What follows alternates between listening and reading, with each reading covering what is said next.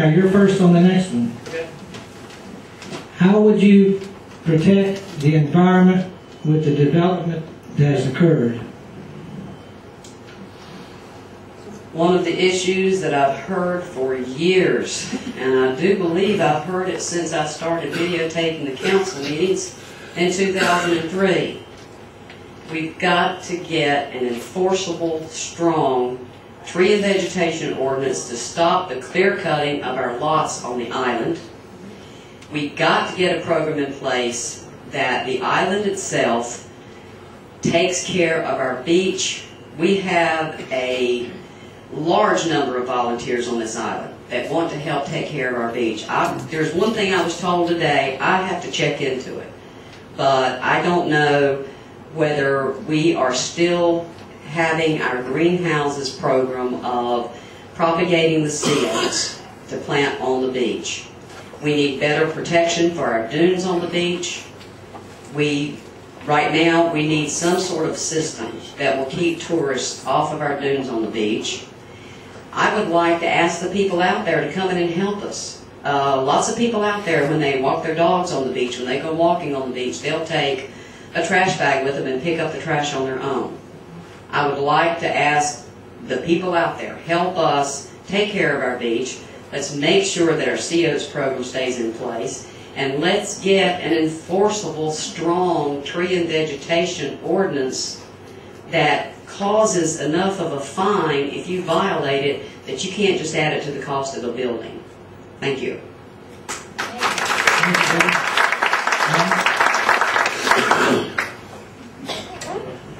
Green, green, green. You and I agree, 100%. Mr. Porter. We've just introduced this. We've been working on it for some time. There are a number of ways to increase what we do about green and reduce our carbon footprint. That's what's going to save everything. That's where you're going to see not only trees saved, but the things that we throw away, the way that we plan for each one of these lots, these homes that are built. We've got one of the strongest zoning plans around. And if you take a look at it, you'll see.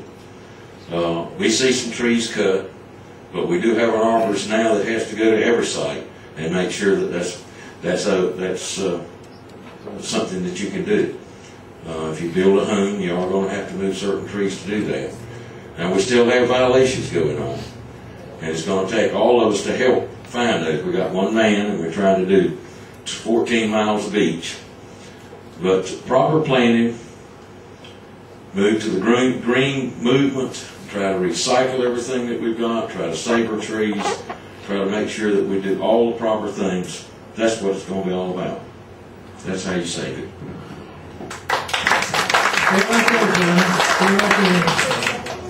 You're first on the last question for you guys. We might as well go ahead and do these three. You're moving right along. What about doing something about the millions of signs coming up along Long Beach Road and Oak Island Drive? I think they must be referring to billboards. Signs. Is it billboard signs that this person? That's in the right of way. Signs and political signs in the right of way. Every kind, every. Oh, just signs. Billboards Period. and a small sign. You got the right of way is full of signs. Okay, we got you. Well, we haven't enforced. Well, I agree. I'd like to do away with political signs altogether. He said political as well as billboards, just all kinds of signs. Well, I'm not familiar with the billboards. I mean, they're under anything on Long Beach Road, but past where our city limits are regulated by the county. And there are only 3 that I know that are on Long Beach Road between there and the bridge, unless you're familiar with something. They've been there for years, so I don't know anything that you can do to change that. We do have an enforcement officer who, some of them that are running for office can tell you, has picked up so many signs it's not funny, because most of them go down there and check on them and see if they're missed. Me, I do away with signs altogether. I don't like them. Thank you, guys. I kind of agree with Johnny. The political signs are kind of a necessary evil. If you want to run a campaign and you want to get your name out there, then you have to have your name out there, letting everyone know who's running for office. I don't know of any that I've seen on Oak Island Drive of anybody's signs that are in the right of way. I do know beyond the town limits on Long Beach Road, they have no sign ordinance. That's governed by the county. And if there are properties on Long Beach Road that have been annexed into the town of Oak Island, their signs are grandfathered, as long as those signs are up there. Now, if those signs are destroyed, I don't think they can replace them. Right on that? Okay. If you see any candidate sign, and I will speak for myself, and I think I'm speaking for everyone at this table, if you see a candidate sign that you think is in the right-of-way, move it out of the right-of-way. Is that okay with everybody? I've already spoken to our code enforcement officer. He saw one of my signs in the right-of-way, and it happened to be from an individual that was not aware of our sign ordinance, and he's assured me that if they see any in the right-of-way, they're going to move them out of the right-of-way if they feel comfortable. If they don't feel comfortable at that property, they're going to give us a call and let us move them. So any signs that you've seen in the right-of-way, I'm sure it was unintentional, and please feel free to call the town hall or call the candidate and ask them to make sure it's out of the right-of-way. Thanks. Thank you. That wraps up the mayor's questions, the mayor candidates. So now we're going to go back to the town council, and we're going to have a little drawing here. And I'm going to let Reese, since he went first on the biographicals, he's going to draw out the number of the person that goes first.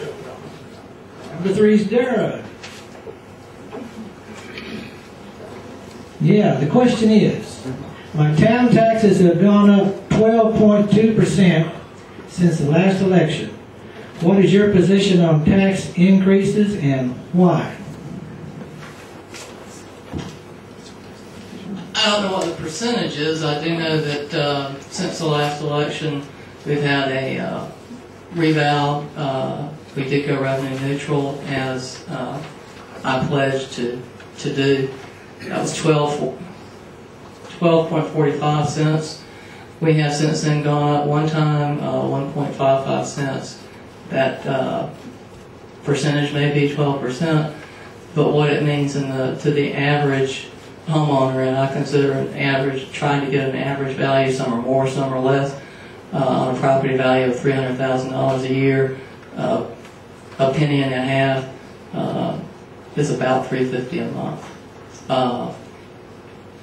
Depending on a lot of factors, because there are a lot of things that affect our revenue streams.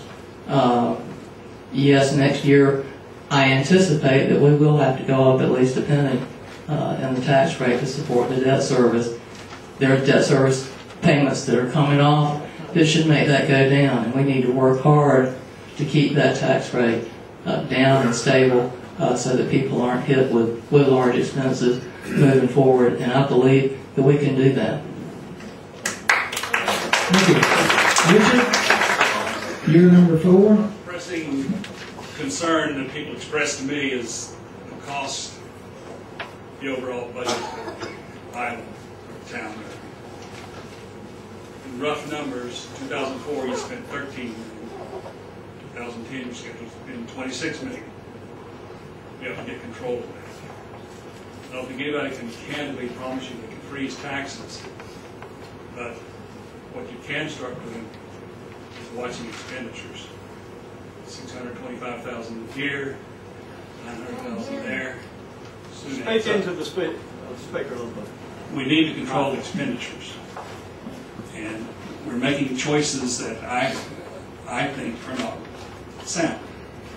For example, if we annex the land to Boiling Springs, we'll have to provide municipal services. We probably cannot provide those as cost effectively as Brunswick County. If we do annex that land, we will have potentially voters that can outvote the aye. That is suggesting that if the legislature will protect us, it may not happen. But taxes are a concern of the citizens, and I think the taxes are driven by the expenditures, and you have to control expenditures.